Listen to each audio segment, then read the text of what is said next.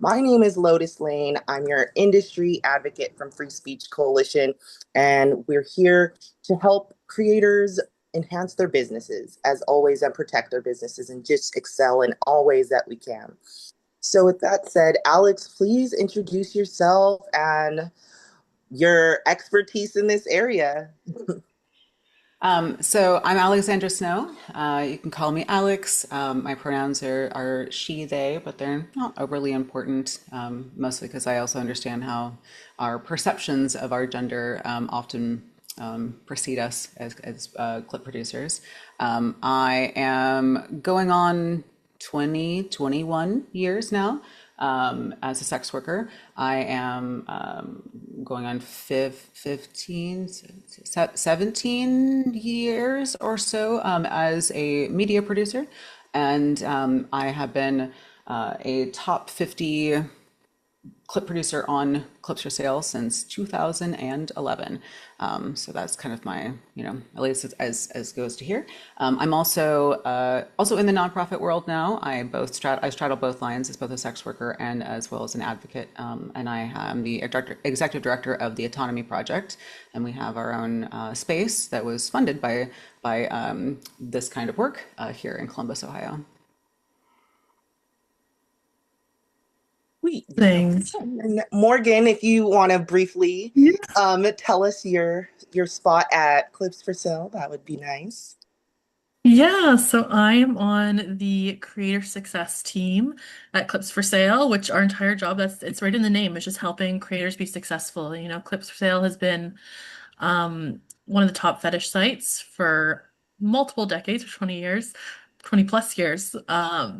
And we really just love doing anything we can to help creators be successful and to really thrive in this industry, which is why I'm so excited to be working with Free Speech Coalition and also Alex, who I learned about before I was even in the industry. Like I wasn't even in the industry and I knew about Alex.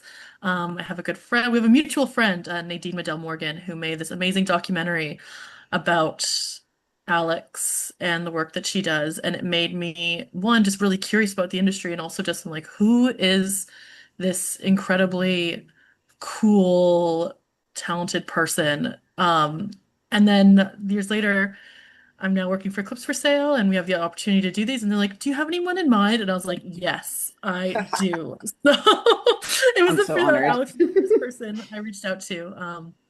So yeah, we're really excited to be here. We're really excited to be doing this with Alex, and so yeah, I know Alex has a presentation, so why don't we pass it off to her and Yes. take it away. All right, let's get started. Except not that one. There we go. All right. So you're going to have to bear with me. I tend to put a lot more effort into my presentations, sometimes for my recorded classes.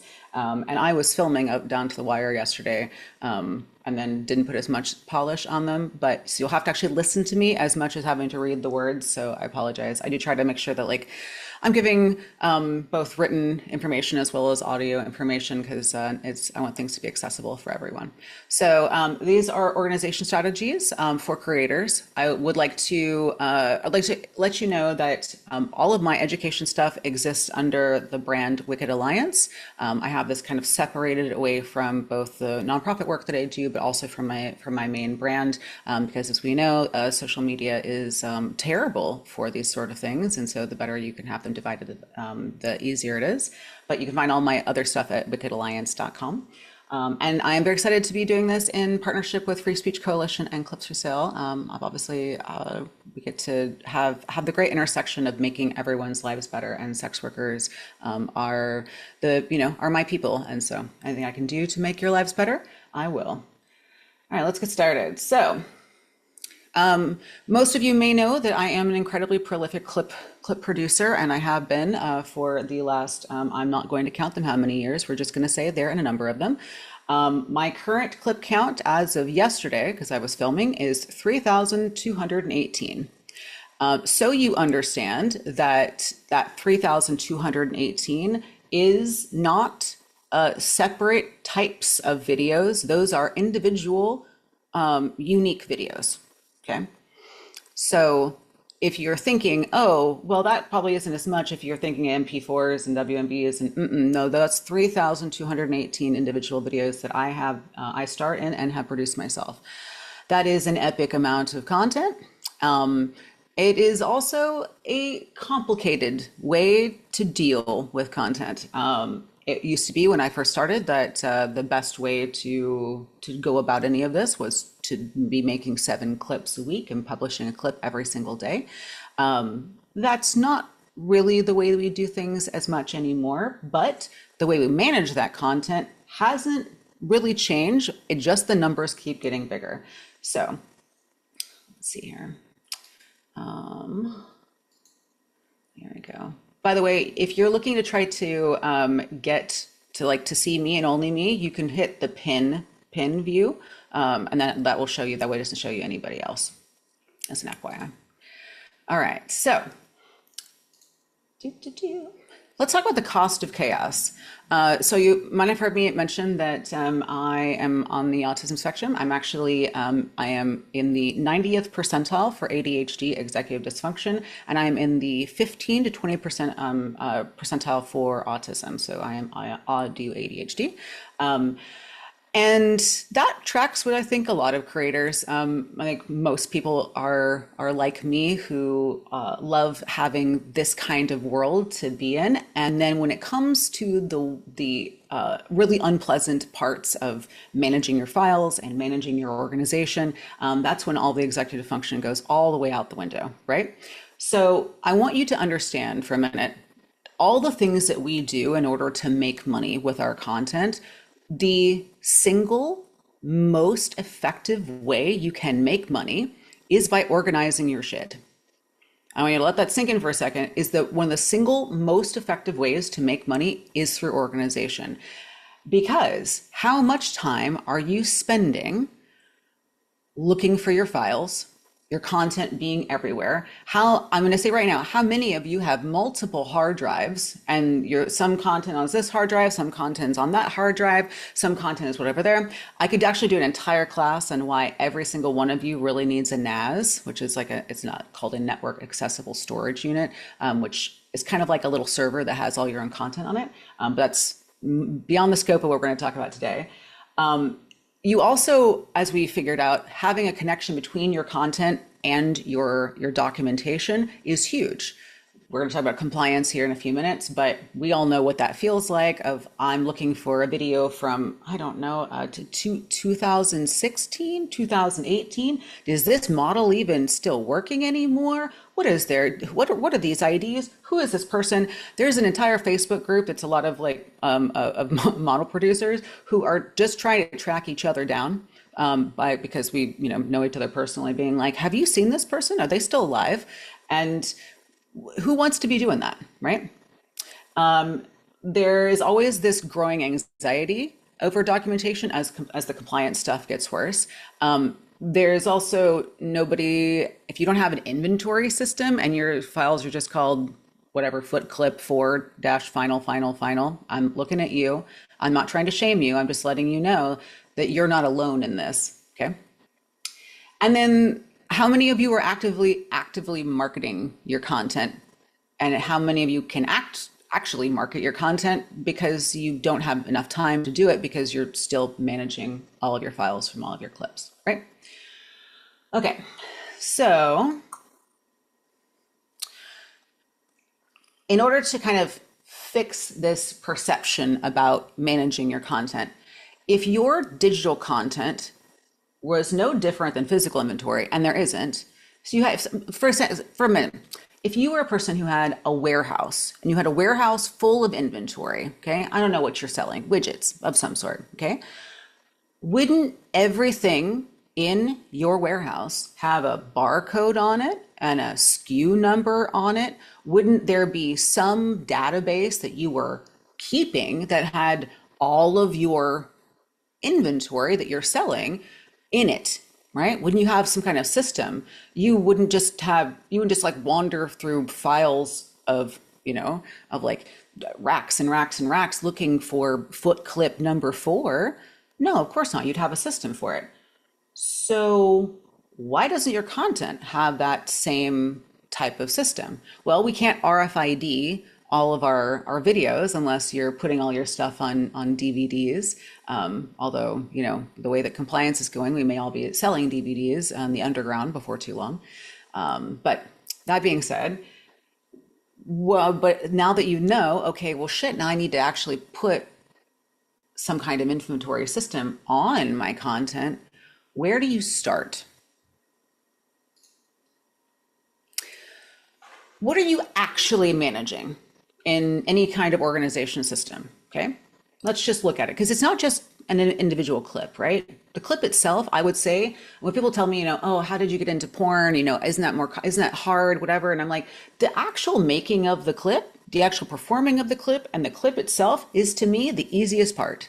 It is the part that takes the least amount of effort, okay? Mind you, I have been doing this a long time, so that may not be true for everyone, but at least it is for me. But the rest of the things we're managing we're having to manage not just the file itself, but the file in all its different states. So you have it when it's in the original recording, and maybe you have, an action camera. Maybe you've got a major camera. Maybe you're also, shooting on your phone. You have lots of different recordings. You may be a person like me who does dual system audio recording, where I have an actual audio recorder so that I don't get any lens noise, right? So now I've got audio and I've got video and I've got different kinds of camera stuff. And now I also need to edit that stuff. And then I need to have its previews and its GIFs and like the stills. That's just how many files for one clip? And amount, and that continues to get larger, especially if you're doing lots of marketing. Okay. Then we also need to know, how much are we selling this for?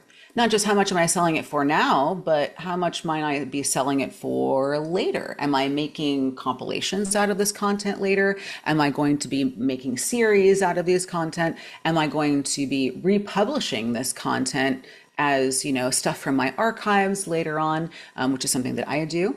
And then we're going to have to decide how much I'm selling it for now, how much I'm going to sell it for then.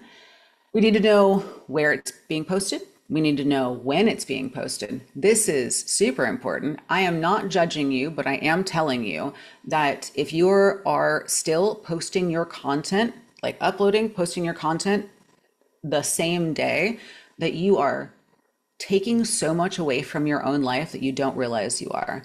If you're not scheduling your content to be released inside the kind of order that you had planned, that is part of your content production plan, I can show you a much better way to get yourself out of the burnout cycle, because that is a direct contributor to it. Okay, but then we also need to know, what is its current status? Because it's not just its compliance status, which is something that's now new to my particular system that I use, but also, did it need to be imported? Is it still an idea? Does it need to be edited? Do I still need to make previews for it? We work often in batches. If you're editing all of your own content, or you're handing your content over to an editor, or if you have an assistant who's doing your uploading, or if you're doing all of it yourself because you're a control freak and you don't want anybody else to touch it, all these things are completely valid. But you also still need to know where it is in the content cycle, okay? The biggest one over here is those performer IDs and model releases. As we all know, the world has changed from the original 2257 types of documentation. If you are new to adult content as part of sex work, 2257 documentation used to be something that we were always required to keep, but it was on us to keep those documents. I have a giant, filing cabinet full of model releases and IDs and whatnot that's all locked up, and it was, for most of the time, all these years, we didn't have to show that to anyone. Now, because of what's happened with Visa and MasterCard and the political climate, we now have so much pressure happening to our payment processors, which now trickles down into our platforms. And now we have to provide the model releases, all of the IDs, and we have to provide those IDs every single time they expire, depending on which platform you're on. So that becomes real complicated, okay? Then we've got all the keywords and categories. This feels not like it's that big of a deal until you perhaps rebrand, until perhaps a keyword or a category goes away because of those compliance issues. And then of course we've got where it lives on your server. This one's sneaky. If you had a perfect way of knowing exactly where all of your files were all of the time, how easy would it be for you to be able to put that content on another platform? If you're someone who has, say, a clip store and a fan club, like I do, right? Or if you have multiple clip stores, or you need to re-edit and then re-upload something, you need to be able to get to it, re-edit it, get all the content back up, and get it back online as soon as you can. Okay. Yep. I don't worry about this whole content audit thing. Is that I'm going to tell you right now is that I have a free content audit like handout for you all that will be available on Wicked Alliance probably by Friday. I'm not quite done with it. And I'm going to give you the steps on how to do this for yourself. I promise. I will not leave you in the dark, and I won't just tell you what to do. I will help you do it. Okay. Let's talk about compliance. Compliance sucks, okay? Me, you, everybody. I'm gonna tell you that like this stuff makes me so mad. I'm not sure what I'm more mad about, compliance or my pirated content. No, it's compliance. It's compliance. Because at least the pirated content, they weren't actually gonna pay for my content anyway, no matter what I want, to tell myself. But with compliance, every time our content gets taken down or is not approved, then that's money that comes directly out of my pocket and directly out of my mouth and yours, right? The age verification laws are multiplying state by state, and the amount of work that we've tried to do to keep back the tide of those age verification laws seems to be crumbling. We're still fighting it, but we're going to keep doing what we can do. Payment processors, however, are creating absolutely untenable situations for both new and existing content. I'm going to tell you that right now I have around 15 to 20% of my content that is currently not sellable. It was perfectly sellable last year. So if you feel a certain way, understand that I do too. And I'm going through and re-editing the content that I can, and some of it's going to be that way forever. RIP, all of those topics that I can't mention anymore. Okay. And we also have like platforms are tightening all these requirements in response to originating banks. If you are kind of unclear about why all these things are happening, just realize that there is an originating bank that's like in the intermediary layer between payment processors and platforms like Clips for Sale, and they're the ones who are these like little monsters that often hand out rules, and then we don't get a notice because the platforms also don't get a notice. I'm not saying that we can't get better and better communication from our platforms, and we should. Okay, I'm looking at you as well, Clips for Sale. But we understand that they don't always get 100% of the communication that we would hope that we would get. They usually like, guess what? We can't use this word anymore. Go figure it out. Okay. And then of course we have all the documentation obligations, which doesn't make a difference if you're shooting solo or not, but certainly we're finding that shooting solo has become a lot easier for having to maintain so many different levels of documentation. I see somebody talking about tapes. I need to know this, that I started out filming with tape back in 2010. And that was part of my like offloading process, was having to sit there and play the tape at regular speed and then have it play back into my computer. It was a very time consuming process. So I feel you. I'm very glad to not have to do that anymore. So quick question. If a platform asks you to provide the compliance documents for every performer in a clip, can you do it in 5 minutes or less? That's a good challenge to propose to oneself. Seriously, because you could be scrambling and panicking and not know where you put things. I love how you pose that. Yeah. I will tell you that I can do it for a lot of it. Not perfectly at this point, but I'm working on it. I go back year by year to do that. I see that there's a question down there. If we're talking about content using AI actors, I will not participate in any conversations that revolve around AI content or AI actors. I have a lot of strong ethical feelings around it. I would feel free to have another conversation with someone else about those. So I will show you exactly how you can manage all of those performer documents without losing your mind. So I'm going to show you some very cool systems that I've built, but before you get overwhelmed by them, everyone needs to start with where you are. Start with where you are. Your own individual place of organization is going to be a level of accessibility. You may not be able to have the time, the energy, and the spoons to dedicate to an entire organization overhaul. If you are incredibly ADHD, you might be like, ooh, I'm going to buy a whole new planner and I'm going to make this thing work. And then you're going to get through 30 clips and then you're going to fall off of that. Don't do that to yourself, okay? This is a marathon, not a sprint. Okay, it's a marathon, not a sprint. Organization is a thing that you start. It's like getting into a workout groove. Okay, where we want to build up this muscle, and then we want to be able to stay inside the habit, but it's never going to be perfect. Okay, so start with where you're at. So you don't need fancy software. I'm going to tell you what the software that I use, and some of you who have taken my classes have already seen my cool Notion systems. But everyone can start with Google Sheets or Excel or whatever you have. I do recommend that you make this digital. If you are very resistant to digital, that's okay. It just understand that like whatever you do, it needs to be something that you're going to be able to touch and you're going to be able to take with you, and you need to be able to access remotely. Sometimes if you're a person who's like doing content on the road. So I recommend something like Google Sheets.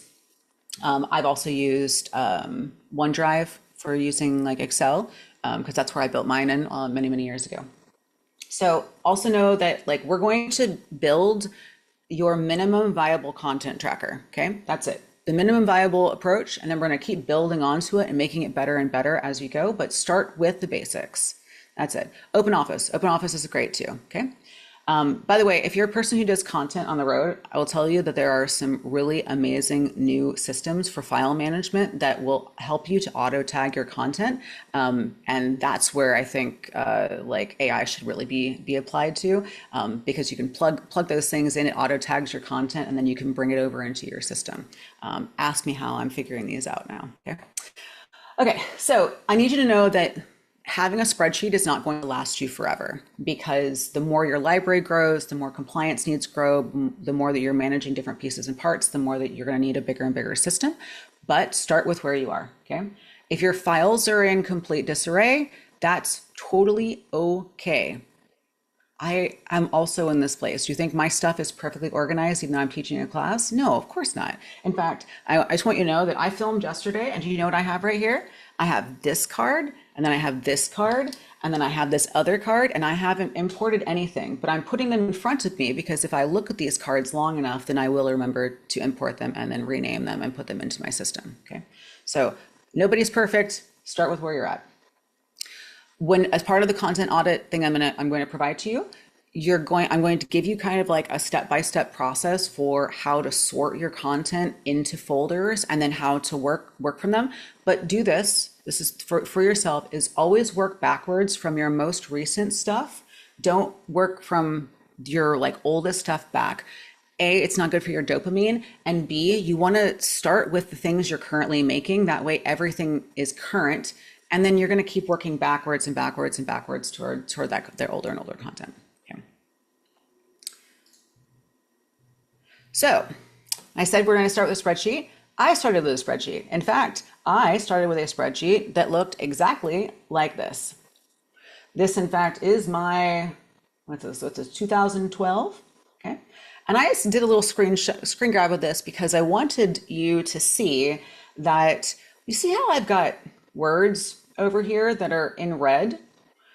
Is the very first thing this spreadsheet gave to me, outside of being able to manage when I was publishing what time I was publishing, how much it was, what my keywords were, was the first round of keywords being banned. Okay. And this happened to me, I think this was like forced the first time, it was humiliation. I don't remember what it was. And with a spreadsheet, you can go in there and find all of the pieces of content that happen to have those words in them.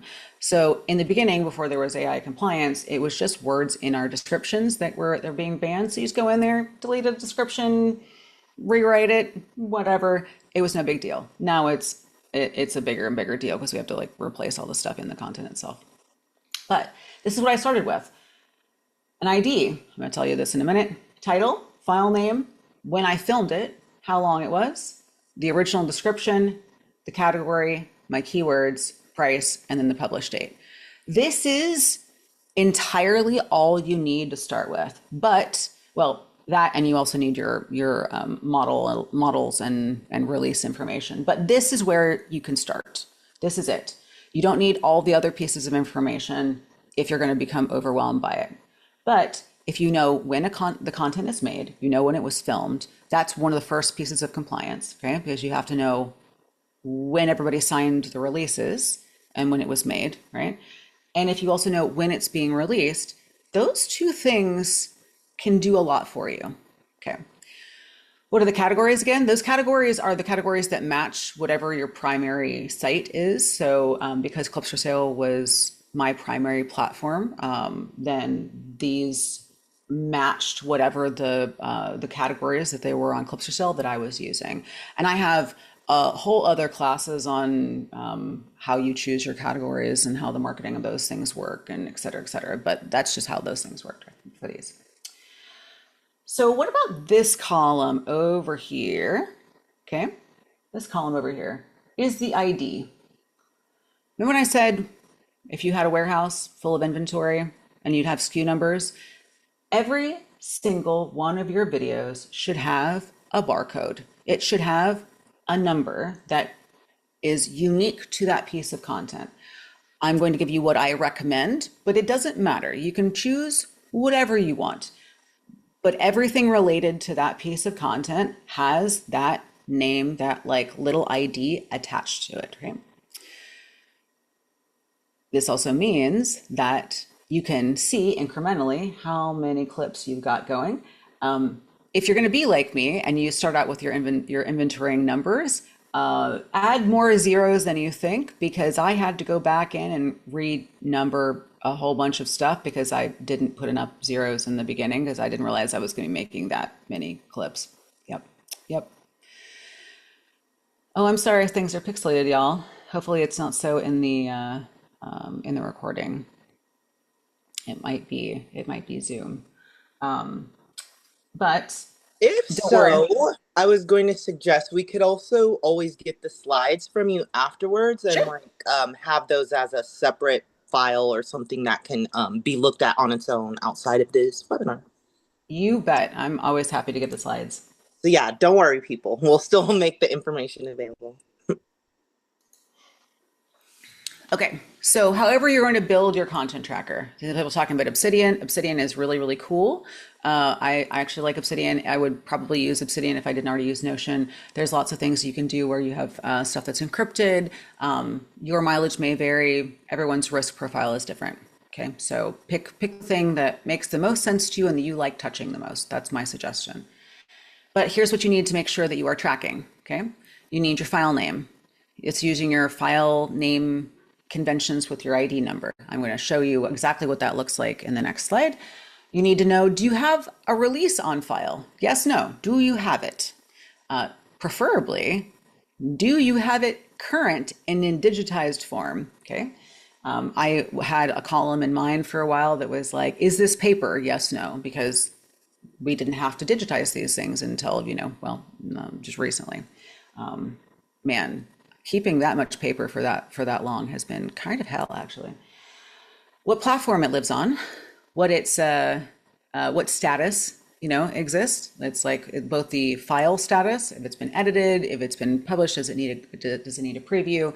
Your own statuses will vary based on your own workflows, and then whatever your compliance status is. Two different things. I track my compliance statuses, especially through Clips for Sale, because sometimes we can upload things to Clips for Sale and then they don't seem to make it through compliance in a reasonable amount of time, and I often have to open up a support ticket for it. But this allows me to look down at a glance and be like, "Ooh, that's coming up next week, and that y'all haven't approved it yet. So let me make sure somebody gets eyes on that." The next one is obviously your performers. You need to know when everybody's IDs expired. What I usually do is instead of putting every single person's ID expiration, is I put whoever's ID is expiring first as the only thing I do in that column, mostly because it allows me to like go through and create a little report and be like, okay, I need to go and start bothering this person to give me new IDs, and the rest of them I will, follow up with later. You need to know when it got posted. I track what time I post my content because I am just a crazy person like that, but you don't necessarily need to. And then, of course, you need your descriptions, categories, keywords. Just remember that stuff is going to change from time to time with compliance. So, being able to copy, paste, and replace words and stuff helps, I think. Okay. What are you going to name your files? I'm about to blow your mind. You guys ready?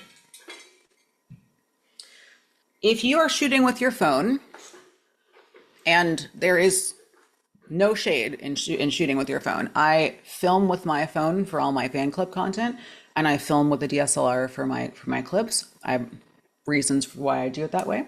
But if you're a person who films with your phone, or if you're a person who is able to, say, access your content from your phone, say you have like a device where you can like link to it because it has its own piece of software, do you want to make your life so much easier?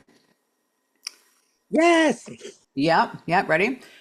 Pre-sort your content before you move it into your computer. Create a folder for each clip before you move it to your computer. This will make a big difference, even if it's on your phone, where you're like, depending on if you're Android or Apple, is that you can literally just make a folder that is named ABC001, blah, blah, blah, whatever it is that you are currently naming your content. And then you put everything in there. And then when you go to import your stuff, either from your phone or whatever, you just plug it in, pop it over, and then you have saved yourself at least a half an hour of executive functioning. I wish I had known about that earlier. I don't know why I didn't. I just did it all the hard way, which is to say that I was like, it's fine, I'll get to that eventually. And then eventually never actually came. So here's how I do my naming. That individual ID I told you about, ABC001, I just gave myself a middle initial that doesn't exist. Mine is ALS, okay? I don't know why I picked L, but I was like, whatever. So it's Alexandra L. Snow, okay? You can pick your own designator. And then here's the numbers, 0001, whatever. You want to put into your file names, put this into your file names. What was the date it was recorded? Again, this is a compliance thing, but if you go and look back later and you know that you filmed a bunch of stuff on XYZ date, if you just search by year, month, date, then you're going to see everything that you filmed on this date. I have a whole class on doing stuff with your fan club and using auxiliary content. And this is basically what I do for the same thing, is I use these same pieces for auxiliary, meaning anything that's like not your primary content that you're selling. So it works exactly the same way. And then you have the clip name and then part 1 of 2. If you don't have any parts, you don't have to include that. But this is just a way to know that you have multiple parts to that piece of content. If you like stopped the cameras, if you've got a multi-camera setup, if you're, like have different levels of audio, whatever. Every single piece of content, your like graphics, your previews, your whatever, all need to have this ID number right here, this ID number. If you do that, you will never lose anything again. Even if you maybe put them in different folders and you forgot what the folders were, if you renamed your files immediately when you imported them, you will never lose them again. 3,200 clips and counting, and this is how I keep track of them all. I also didn't do this until like year 2 or 3. So if you feel like you're behind, don't worry. No one comes up with this stuff all by themselves from the very beginning.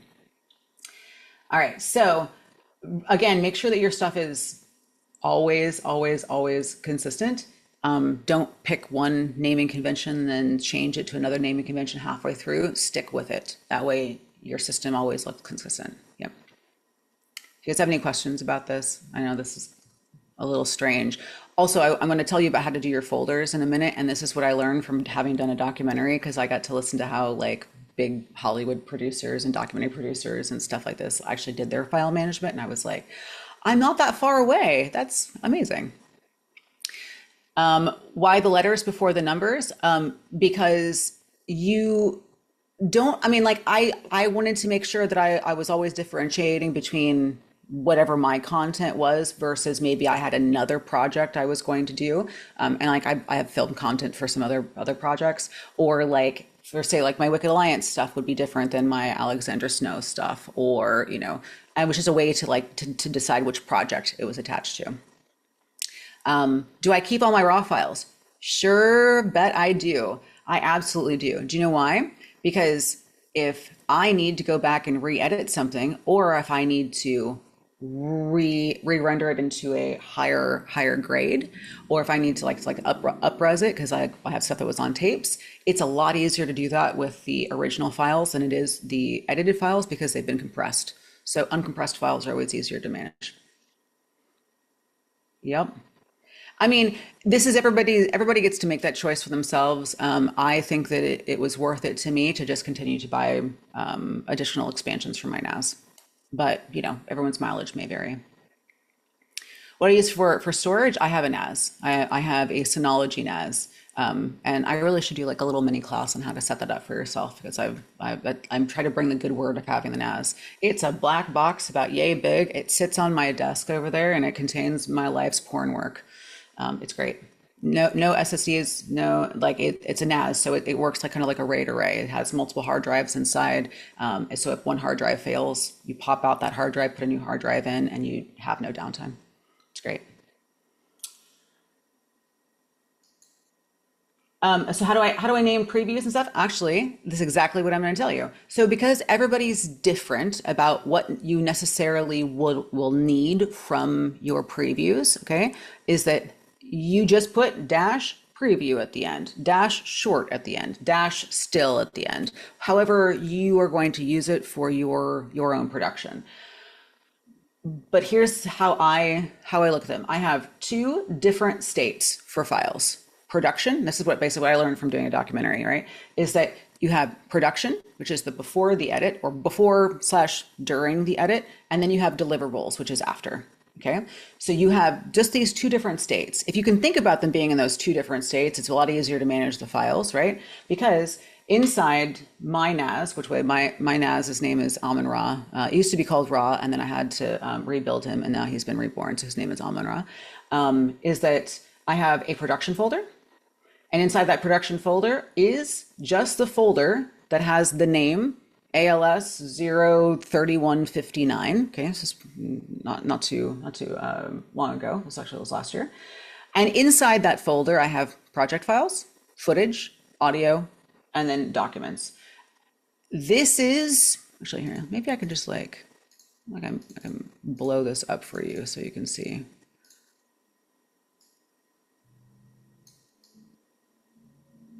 All right.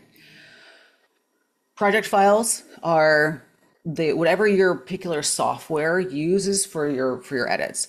I just copy and paste this folder every single time, and it has the template in it for each one of my clips. I make it nice and easy. And then I just drop in my original recordings into footage. That way I open up the template, I drop in my new files, I put in my my little headers and do a little snippy snip, and then I render it, and then I put it on the clip site. And I don't think about it too much more than that because it needs to be a system.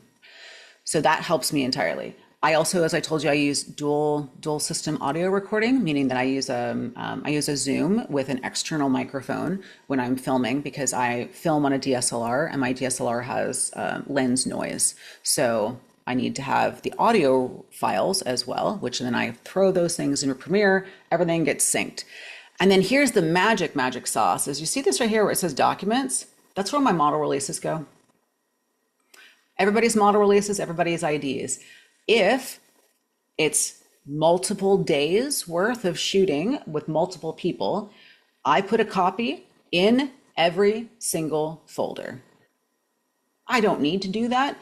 But man, if I'm going to look for something like a small picture and a little text file or like, a scanned file, it's worth my peace of mind to not have to do it that way. So that has made my life so much easier. And then in your deliverables, gosh, now I've made this smaller. Come on. No, no, come on, OBS.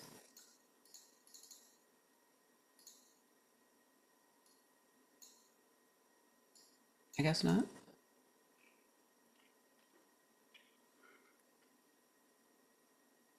Hold one moment, please. How about now?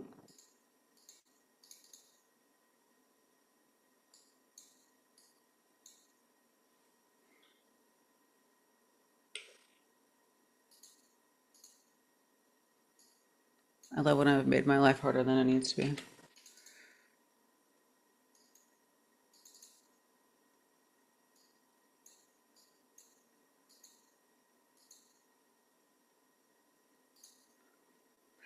If you feel like what took you so long to know this, me too.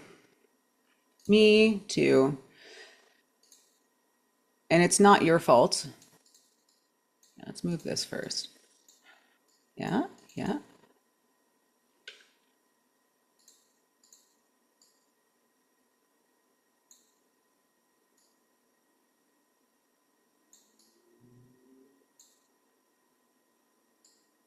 Ah, I made it work.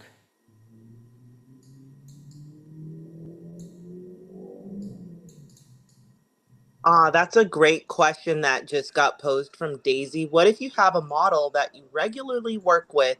Do you get a new release each time or just copy their releases into each folder they've modeled in with you?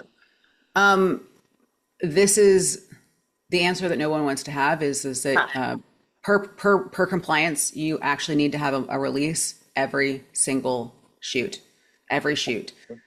You don't need to have a release obviously with yourself.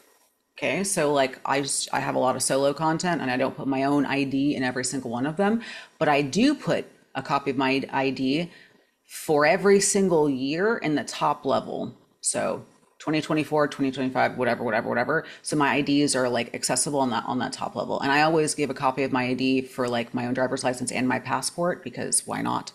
But yeah, you're supposed to have an actual copy of their ID and an assigned model release. So your mileage might vary on that. You might be like, whatever, I shoot with this person all the time, and you just put the release in there and you don't put the copy of their ID and you keep the copy of their ID for like, say, for the year.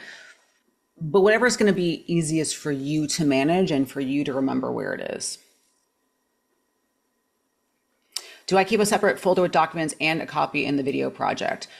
So I keep the files that are specific to the content, i.e. the model release and the 2257 documents attached to that file inside that folder. Again, because I want it to stay with that file. And then I also keep everyone's IDs and stuff in a like top level folder that's my documents, and then I have them by everyone's name. So that way, if it's like, I shot with the same person every single year for the last like 5 years, then I would have like their year's worth of their documents. So, that's kind of what works for me. Your mileage might vary. Okay.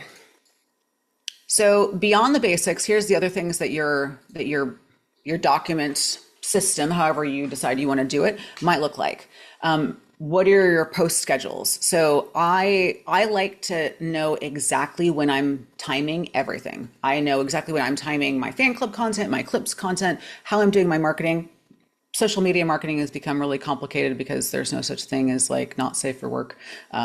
Really, we're all just talking to each other inside our shadow bans if you're doing not safe for work on most social media. But keeping track of all those schedules is a really good idea. All of your tags, all of your keywords, but I also tag lots of things inside my files as well. I keep track of all the status. I also keep track of content that is no longer sellable. So I have a status that says it's like archived and then why it's been archived. Because maybe things will change. Maybe somebody comes back to me, maybe a fan comes to me and was like, hey, do you have any of that there Poppers content? And I'll be like, well, don't you know, we can't call it that, but I could just send you like, I don't know, a whole zip drive full of it. And we can avoid the compliance altogether. But how would I know where that content is if I didn't have it labeled and archived? Okay. Cross-platform posting is also really important. So say like a new site comes up and we want to try to put new content on that new site. How do you know what content you're going to sell and when? Wouldn't it be great if you could mimic exactly the same process that you previously did for your previous other platforms? Okay. The question is, a model release once signed typically valid unless specified? So a model release is valid for the day and time of the content being made. So it's going to be valid for that day and time forever. It's not valid for, say, the next day. You actually have to sign additional model releases for each and individual day if the content was made on that day. God hope that those laws don't change anytime soon. I am getting too much whiplash from dealing with them. Okay, now that you've seen the spreadsheet stuff, do you want to see something really cool? Because like a spreadsheet will get you started, and it will. But if you get more than like 500 clips and you've got lots of different performers and stuff, you're going to likely need something that connects the dots, okay? Kind of saying like you're selling on 5 platforms and uploading the same video every day. To answer your question, is that a good idea?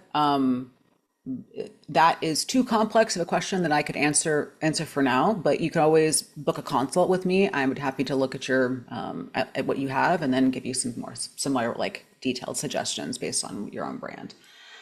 Okay, so if you are looking for a system, do you want to know what a system actually looks like? Do you want to know what I've built? For those of you who have not seen my ridiculous Notion stuff. How do you contact me? Wickedalliance.com is my education site. All right, here we go, y'all.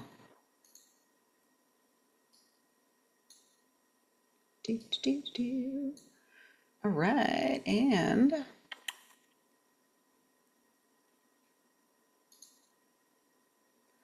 then Dan. So this is my Notion inventory. I took that same system and I've turned it into a searchable, reportable, basically database. And I need to know that I've been working on this conversion for over the last year. And so it's not all 3,000 of them, but all of the data is in it. Okay. This allows me to know the compliance status, allows me to know the categories, the price, all of the sites that have been published, because I can go in there and say just clips for sale, or just I want clips, or just by the status that it currently is. This makes my life so much easier. I can't even begin to tell you. It's amazing. I do give you this as part of my like Chaos to Clarity class, and I can also just give you a basic version of this, but you can make it yourself. This is not rocket science. This is just a little bit of hard work. I have over here the models and like creators or film submissives or whatever else that I'm using. I'm not going to click on these because it's going to show my database, which has people's real names on there. But it is a separate database that has everybody's IDs, has all their model releases, and it has it so that each thing is linked to each piece of content. One-stop shop. No muss, no fuss. This is also where I manage my customs. So I have. See this? I have a custom that needs to be filmed or custom that needs to be sent out to a fan. Some of this customs might be going into my clip store. Some of those customs may not be. I can manage all of it from one database. The cool thing about Notion is that if you work with your databases, you can do stuff like, look at this cool page. No. Come on, give me. Oh man, I always remember that does this. Okay, is that this is what my like clip lineup looks like. So this is how I know what I'm reposting. This is how I know what are the new clips that I'm doing. I can tell, is it been published yet? What's the price? Whatever, so that I can kind of visually look at my lineup that goes into months. And I am currently filmed out until the end of August or so. Yeah, well, no, not to the end of August. So this is a really nice way to do a planner. And then, let me show you. I meant to have this up here, but I didn't. So this is kind of what like a basic inventory might look like. So if you don't want to get overwhelmed with like a gigantic sheet, right? But this is kind of how like a basic database might look. Is you can also put things like, what was the wardrobe you're wearing? Do you want to track your edit style? If you're someone who like works with an editor, how do you deliver what kind of edit style you might want in a handoff sort of deal? I sometimes will track things like hair and makeup, which I do for my customs because I charge for every little thing. Because if I'm going to be spending any amount of time doing something different than I would normally do, then the fan is going to pay for it. I also love that Notion allows me to put in previews. So I can take a still from my video, I can pop it inside the preview, and then I can see visually what my clips look like when I'm putting them up for my published schedules. Because for me, I like to visually kind of see what things are going to look like on my front page. Can you import a CSV? Absolutely, you can. In fact, that's how this one worked. I brought over my spreadsheet as a XLS format, brought it all in. It'll tell you like, what kind of columns do you want to make? Do you want to port these here and here and there? And then you just modify them as you like. It's great. Notion has changed my life for the better. Good thing I'm poly because I would otherwise have broken up with my partners and only stayed with Notion. Okay, and then you can see things like, here is the new system that I've made.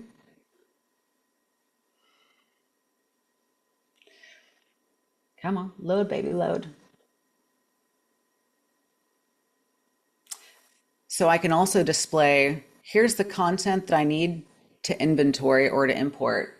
Here's the content that's currently the highest priority that I need to get to. Here's content that I'm going to be selling in my fan club. Here's what my publish schedule looks like in a calendar form, because gosh, isn't that nice? And then here's like what my lineup looks like for my clips. So in one page, I can go in, no executive functioning needed. All I need to do is just make sure that I'm keeping my inventory up, and I can go in and scroll down, go boom, boom, boom. Okay, I know what I'm working on today. I'm not going to look at Twitter. I will not surrender to that garbage today. I'm going to work on these clips, and here's why. And then this will kind of show you is that if you put put things into your files, you can, like your little previews, you can then see all of them visually. Not all of mine have them, but then you can kind of see what your content looks like visually. There might be boobs in there, so I'm going to scroll up just in case. Y'all didn't necessarily consent to that. And so there you go. That gives you kind of an example of what something might look like that if you want to build your own. Yep, I see. I agree with you. This is definitely the TISM talking, and I don't want to tell you how many hours it's taken me to make it all look like this, but I'm so glad that it does. And I give this to you as part of my classes and stuff too. This is why we love you. Good. I mean, I'm really here to help make everyone's lives better. You know what I mean? So, all right, let me pop back. If you have any questions about my system, feel free. And nope.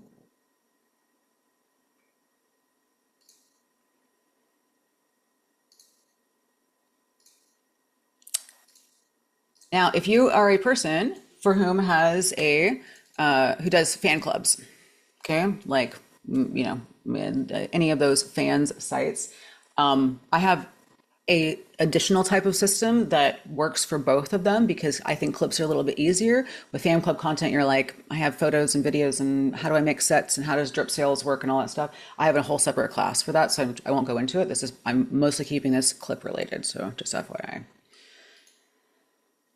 So I've given you an hour here. I can give you a framework to think about, and I can give you a naming system, and I can give you a spreadsheet system that you can start with right away. But in several hours, I can teach you everything else. Okay, so I'm just kind of giving you a perspective. I'm not trying to sell you on this. I'm just letting you know I have tons of free content available on wickedalliance.com. And I just want to make sure that I'm telling you that like I'm only giving you the top basic level here of how organization and workflows can do. But just because something has worked for me doesn't mean it's going to work for everyone. And you should find the things that work for you and speak to you. That's going, whatever you can do every single day, every week, and you can keep it up for the last God knows how many years, like I've done, is going to be the right system, bar none. So if you want to bookmark this, is that probably by the end of the week, if you sign up for my mailing list, I'm going to send out a content audit starter kit on looking at all the content you've got, where are you going to start, and I'll give you some like step-by-step instructions on how you can start organizing. And you know, if it helps that you think that I'm being bossy with you in it and telling you what to do, and that helps your executive function, go for it. Or if you want me to tell you that you're doing such a good job and I'm so proud of you, sweetie, do that too. Whatever one works. Just get out of your hole. The goddess knows what we need and want.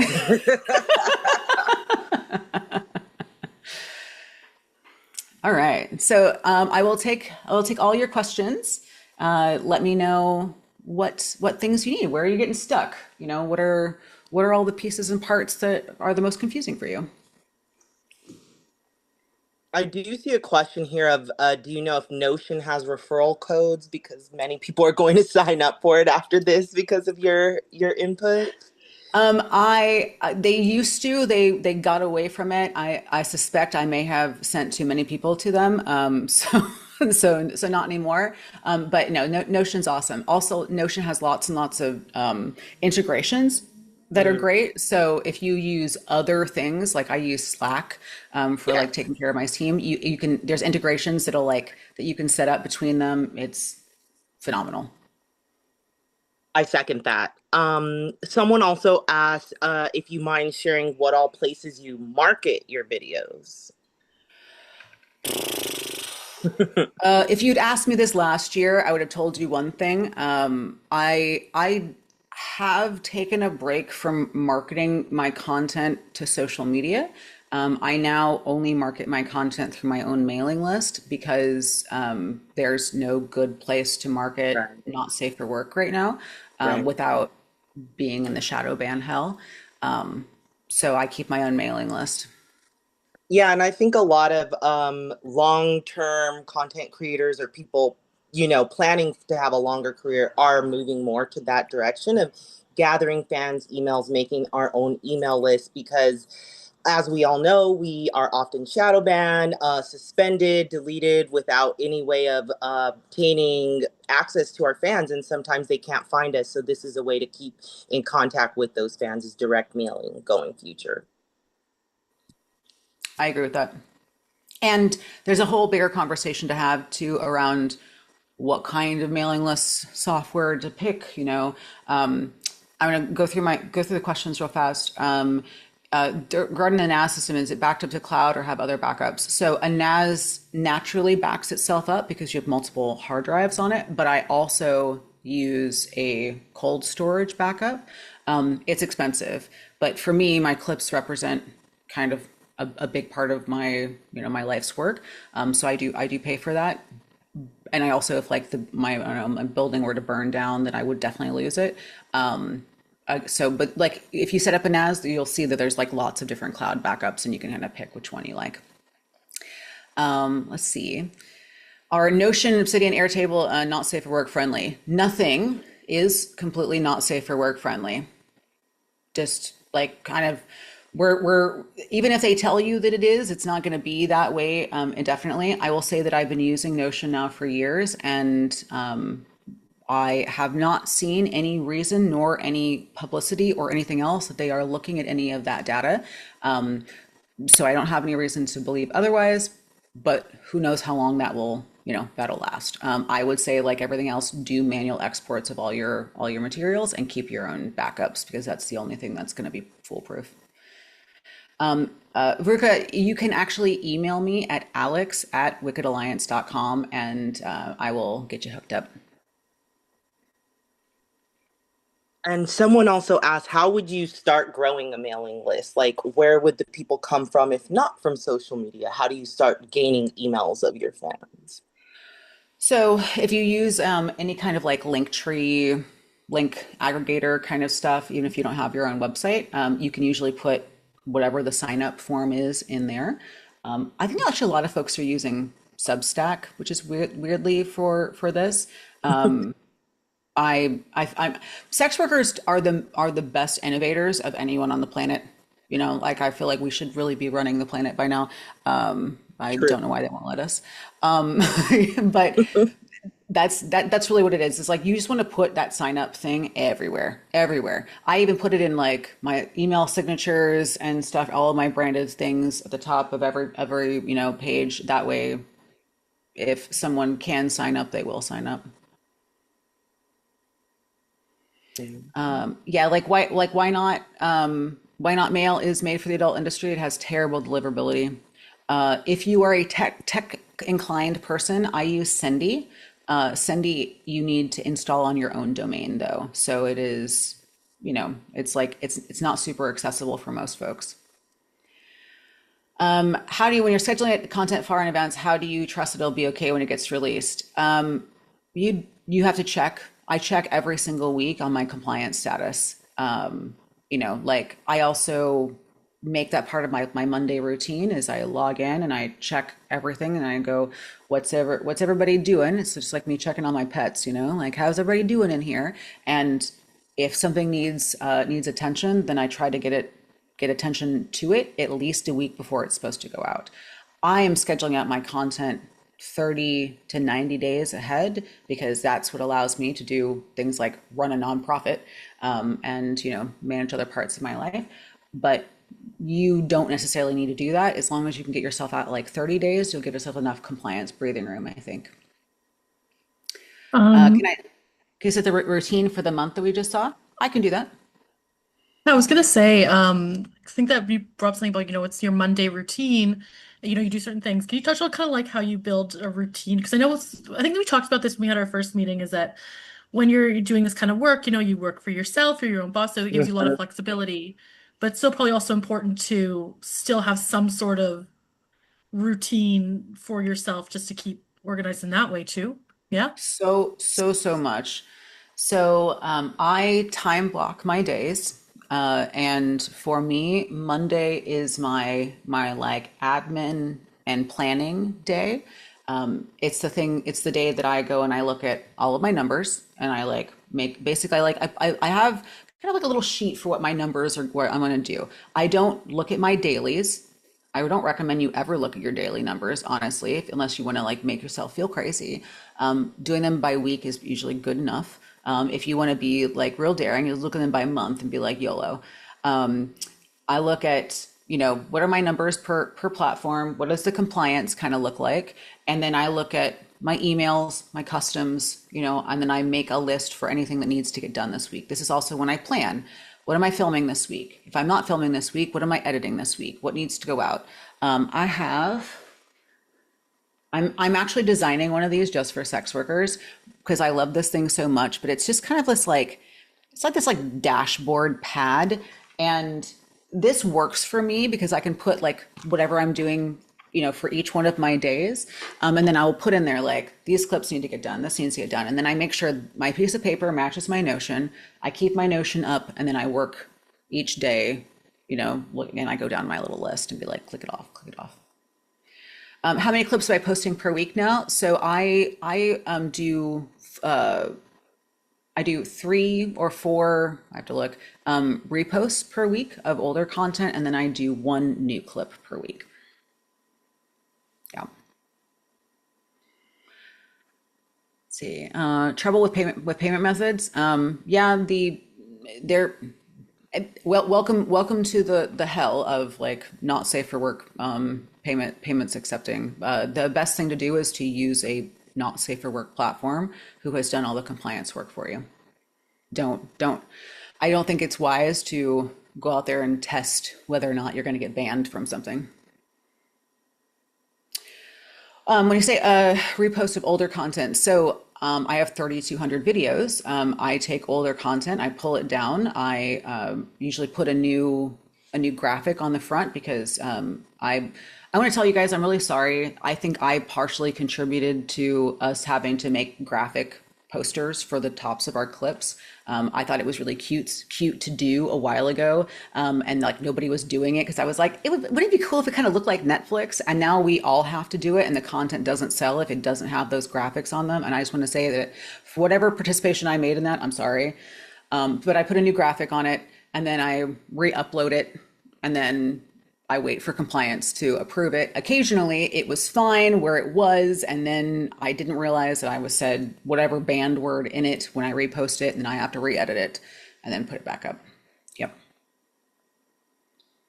I don't use Obsidian. I only use Notion, but I looked into Obsidian and it's equitable. I would try them both out, see which one you like. Do you make it transparent that it's a repost? Do not. One of the reasons that I film with a DSLR versus filming with my phone is that the content that I have filmed 5 years ago looks identical in quality and like clarity to the content that I have filmed yesterday. The only thing that's different about my content now is that half of my head is shaved. And so, but if I do this, then my fans have no idea. The content looks exactly the same, and whatever you think you look different about your content, I assure you, your fans do not know. They're going to buy it anyway. And if they ask, you can be like, I don't know. Did you like it? Who cares? Do I pick older posts that not sell? I pick things depending on like kind of honestly at random. I will pick stuff that sells, stuff that didn't sell. I try not to pull down content that is still actively selling, but at 23 or 3,200 clips, people are not going back 50 pages, right? So I usually will work from the back forward, and then I'll do like a little bit of these and a little bit of those. And that's why, again, having a spreadsheet, or like my Notion system works. What would you recommend? Do creators have a vanilla job to manage working and sex work? Ooh, I cannot answer that question because that would depend on where you are in the world and what your responsibilities are. But I think that sex work is volatile. We're all trying to get to a place where that income feels consistent. And it is a huge privilege to be able to get there. Not everyone will be able to do it, and no matter how hard you work, that may not happen. Don't put your sense of self on that. Some people will do it for a side hustle, and some people can do it for their main hustle. Both are valid. How do I go about repurposing your clip content for fan sites? It depends. I will sell anything and everything to my fans in random amounts of money. So I have found that it depends on my mood for that. I definitely will use clip store formats if they have a clip store, and then I will mostly sell my content in the DMs because it's better for not getting ripped off from pirates. Do I post full videos for subscription platforms? I do not post anything that is a full video to my wall ever. I'm not going to give anyone the work that I have done for $10 a month. Absolutely not. They can buy it from me in the DMs, and they should be buying it from you in the DMs too. You'll make a lot more money that way. Do I recommend hiring editors? Up until recently, I had a pretty good sized team of people. I had an assistant, an editor, and then I also have a person who helps with my marketing. I now am down to 1.5 people because my clip income has gone down a lot because I can't sell a lot of my content anymore. So I would say that hiring someone is not a panacea. You are going to trade whatever time that you're getting back from editing with now managing another person. And every person that you have that works for you now has the multiplier of needing to manage them. And if you have never been a manager before, if you've never been someone's boss or a leader, you're going to find real quickly those are very unique skill sets that you need to help master. So I will say that having all of your stuff in a system like this is a great first start, because if you're going to hand something over to an editor, it needs to be in a format, in a way that they can interact with what you need them to do as quickly as possible. If you're able to have an editor, it's great. You're going to want to develop that relationship with them like progressively over like several months. Don't expect someone just to pick up your work and do it exactly the way you want them to do it.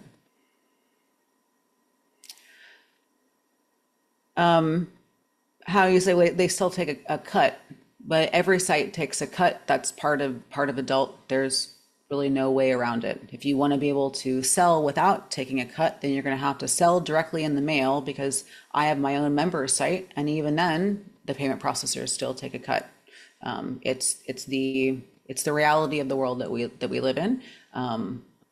If you have feelings around it, charge more for your content.